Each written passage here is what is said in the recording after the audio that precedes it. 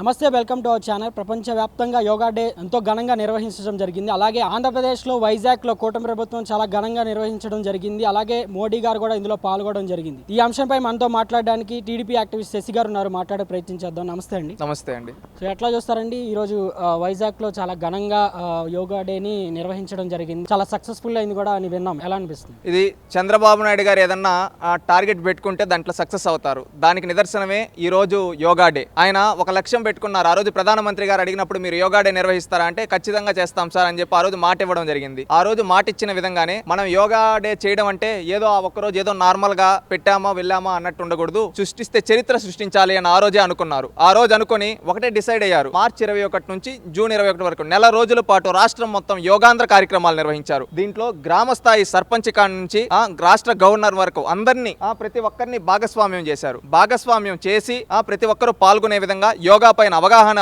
కల్పించి అదే విధంగా యోగా కార్యక్రమం వల్ల లాభాలేంటి, యోగా చేయడం వల్ల ప్రతి ఒక్కరిని చైతన్యవంతులను చేశారు. చైతన్యవంతులను చేసిన తర్వాత ఆటోమేటిక్ గా ఎంతమంది అయితే ఉన్నారో అంత మందికి శిక్షణ ఇప్పించి అందరికి సర్టిఫికేషన్స్ ఇప్పించి ఈ విధంగా ఒక పకడ్బందీగా ఒక ప్లానింగ్ గా వెళ్లి చంద్రబాబు నాయుడు గారు దిగ్విజయంగా ఈ కార్యక్రమాన్ని సాగించారు. ఈ నెల రోజుల పాటు లోకేష్ గారు దగ్గరుండి ఈ కార్యక్రమాన్ని చూడడం కావచ్చు, ఏవైతే కార్యక్రమాలు ఉన్నాయో అవన్నీ చూసుకుంటూ ఎక్కడికక్కడ జిల్లా స్థాయిలో కలెక్టర్లను కావచ్చు, అదే విధంగా మండల స్థాయిలో ఎంఆర్ఓలను కావచ్చు, వీళ్ళందరినీ ఇన్వాల్వ్ చేసి ఎక్సలెంట్ గా చేశారు. యోగాంధ్ర కార్యక్రమం అంటే దేశం మొత్తం ఒక్కసారిగా ఆంధ్ర వైపు చూసేలా చేశారు. ఈ రోజు ఏంటంటే ఆ నెల రోజుల పడ్డ కష్టానికి ఈ రోజు ప్రపంచం మొత్తం భారతదేశం వైపు, ఆంధ్ర వైపు, వైజాగ్ వైపు చూసే విధంగా చంద్రబాబు నాయుడు గారు చేశారని చెప్పి నేను తెలియజేసుకుంటున్నాను. కొన్ని రికార్డులు కూడా నమోదైనాయని విన్నాము. 22 ప్రపంచ రికార్డులు బద్దలయ్యాయి. అదే విధంగా 2 గిన్నిస్ రికార్డులు వచ్చాయి. అంటే ఇది ఒక రికార్డు స్థాయిలో చేయడం జరిగింది. ఏదో చేసామంటే ఉత్తుత్తిగా కాదు, చేస్తే మేము చరిత్ర సృష్టించాలన్నా మేమే, ఆ చరిత్ర తిరగ రాయాలన్నా మేమే అన్న విధంగా ఈ రోజు చంద్రబాబు నాయుడు గారు, నారా లోకేష్ గారు, పవన్ కళ్యాణ్ గారి నాయకత్వంలో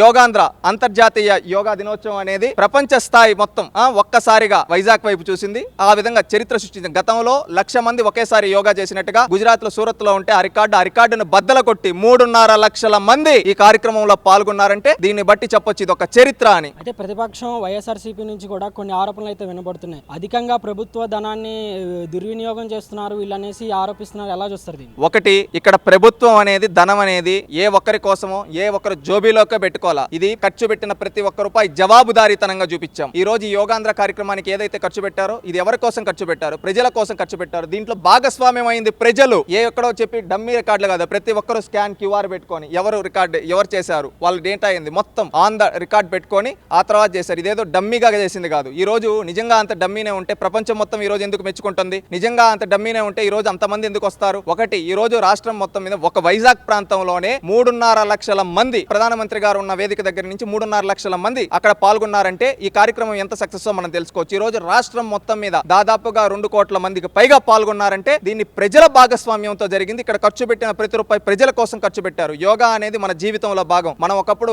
పాత రోజుల్లో చూసుకుంటే మెడిటేషన్ కావచ్చు, యోగా కావచ్చు, ఇవన్నీ జీవితంలో భాగం. కానీ కాలం మారే కొద్దీ ఏమైంది, స్టైల్ అంతా మారుతూ ఇప్పుడు ఏమైంది, ఫ్యాషన్ కి ఇప్పుడు మనం చూస్తున్నాం 30 years కి 40 years కి హార్ట్ అటాక్స్, ఇలాంటి హెల్త్ ఇష్యూస్ ఇలాంటివన్నీ వస్తూ ఉన్నాయి. అదే యోగా అనేది మన జీవితంలో ఒక భాగం అయితే మనం కూడా చేయగలిగితే, మన పూర్వీకులు ఆ విధంగా చేసి మనం ఎన్నెళ్ళు బతికారో చూసాం, వాళ్ళు ఎంత ఆరోగ్యంగా ఉన్నారో చూసాం. ఇప్పుడు కూడా ఎంతో మంది యువత స్ట్రెస్ కి ఫీల్ అయ్యి ఇవన్నీ చేసుకుంటూ ఉంటారు. ఆత్మహత్యలు కావచ్చు, ఇంకా చాలా ఇవన్నీ ఈ రోజు కూడా చంద్రబాబు నాయుడు గారు ఒకటే చెప్పడం జరిగింది. మనం ఒకటి క్లారిటీగా చేయాలి ఏంటంటే యువత జీవితంలో యోగా అనేది ఒక భాగం కావాలి. ప్రతిరోజు 1 గంట సేపు చేయండి. ఎందుకంటే మీరు చేసే పనుల్లో కావచ్చు, ఇంకొక దానికి కావచ్చు, ఇది తోడ్పడుతుంది. ఇది మీ జీవితంలో ఒక భాగంగా ఒక అలవాట్లా చేసుకోండి అని చెప్పడం జరిగింది. ఎందుకంటే వాళ్ళ ఆరోగ్యం కోసం చెప్పడం జరిగింది, వాళ్ళ భవిష్యత్తు గుర్తుపెట్టుకొని చెప్పడం జరిగింది. ఇది గుర్తుపెట్టుకోవాలి. ఇక్కడ ఏదో ఎవరో జోబీలు లేక వ్యక్తిగతంగా ఎవరికి రాలేదు. ఇది ప్రజల కోసం తెచ్చింది, ప్రజల కోసం చేసింది, అంతేగాని ఇది ఎవరికి రాలేదు. ఎందుకంటే శ్వేతపత్రం కూడా రిలీజ్ చేయడానికి ప్రభుత్వం సిద్ధంగా ఉంది. వీళ్ళు ఏంటంటే నకిలీ మాటలు, నకిలీ కథలు ప్రజలు నమ్మే పరిస్థితుల్లో లేరని చెప్పి సవినయంగా తెలియజేసుకుంటున్నాం. అయితే మోడీ గారి ప్రసంగం చూసుకుంటే సిబిఎన్ గారిని అలాగే పవన్ కళ్యాణ్ గారిని కూడా అభినందించడం జరిగింది. అలాగే ప్రత్యేకంగా లోకేష్ గారిని ఇంకా అభినందించడం జరిగింది. ఎలా చూస్తారు దీన్ని? లోకేష్ గారిని అభినందించారు, చంద్రబాబు నాయుడు గారిని, పవన్ కళ్యాణ్ గారిని అభినందించడం జరిగింది. దీంట్లో ప్రత్యేకంగా నారా లోకేష్ గారిని అభినందించడం జరిగింది. నారా లోకేష్ గారు ఏంటంటే ఆయన ఏదైనా కానీ ఒక పట్టుదలతో పనిచేసే వ్యక్తి. చంద్రబాబు నాయుడు గారు లాగానే గతంలో ఆయన ఆ రోజు ఏ రోజైతే మనం ఈ ప్రైమ్ మినిస్టర్ ప్రోగ్రామ్ ఉందో ఆ రోజు నుంచి ఒక కమిటీ వేస్తే ఆ కమిటీలో అతను సభ్యుడిగా ఉంటూ నారా లోకేష్ గారు ఆ రోజు నుంచి నిరంతరం ఒక నెల రోజుల పాటు యోగాంధ్ర కార్యక్రమం రాష్ట్రంలో ఎక్కడ జరుగుతుంది ఒక రివ్యూలు చేసుకుంటూ, అదేవిధంగా వైజాగ్ లో ఒక్కసారిగా 3.5 లక్షల మంది ఎలా తీసుకొని రావాలి, మనం ఒక ప్లానింగ్ పెట్టుకోవాలి, ఒక యాక్షన్ ప్లాన్, అది బీచ్ రూట్ లో ఇవన్నీ మనం ప్రాపర్ ప్లానింగ్ ఉంటేనే ఈ సక్సెస్ అవుతుంది. అందుకని మనం ఎన్ని ఎఫర్ట్స్ కావాలన్నా పెడదాం అని చెప్పి ఆయన నిరంతరం వైజాగ్ అక్కడ ఉండే కలెక్టర్ తో కావచ్చు, అక్కడ ఉండే మంత్రులతో కావచ్చు టచ్ లో ఉంటూ ఆయన 2-3 సార్లు అక్కడికి వెళ్ళి రివ్యూ చేసి డైరెక్ట్ గా మొత్తం చేశారు. ఈ రోజు చూస్తే ఒక్క అవాంఛనీయ ఘటన జరగలేదు. దాదాపు 3.5 లక్షల మంది వచ్చి అది రాత్రి 2:30 నుంచే డైరెక్ట్ అక్కడికి రావడం జరిగింది. తెల్లార వరకు వస్తే ఎక్కడ ఒక్క అవాంఛనీయ సంఘటన జరగలేదంటే ఇది ఎంత క్రమశిక్షణాబద్ధంగా ఎంత ప్లానింగ్ జరిగిందో మనం అర్థం చేసుకోవచ్చు. ఇంత ప్లానింగ్ అండ్ పర్ఫెక్ట్ గా దేశంలో బహుశా ఇంకా ఎవరు చేయలేరు. దీని వెనకాల లోకేష్ గారి పాత్ర ఉంది కాబట్టి అది తెలిసిన ప్రధానమంత్రి నరేంద్ర మోడీ గారు అద్భుతంగా చేశారు. లోకేష్ యొక్క ఇది మనకందరికి ఒక స్ఫూర్తిదాయకం అని చెప్పి చెప్పడం జరిగింది. ఇది నిజంగా ఒక గ్రేట్ అచీవ్మెంట్ అని నేను అనుకుంటూ ఉన్నాను. Okay, thank you very much.